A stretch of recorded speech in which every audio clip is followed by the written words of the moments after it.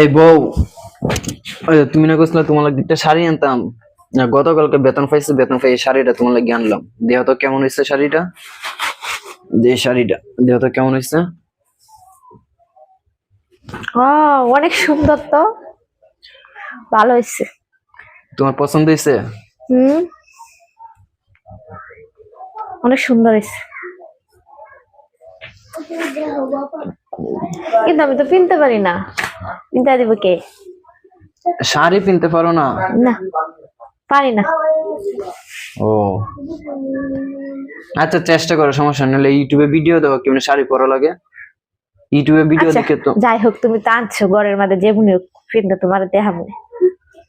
আবার তো স্বামী বালানা বালানা দেখছো, বেতন পেয়ে আমি শাড়ি লয়ে আইছি 10,000 টাকা দিয়ে। তুমি ভালো। তো একটা পাপ্পা দেবো হাতে।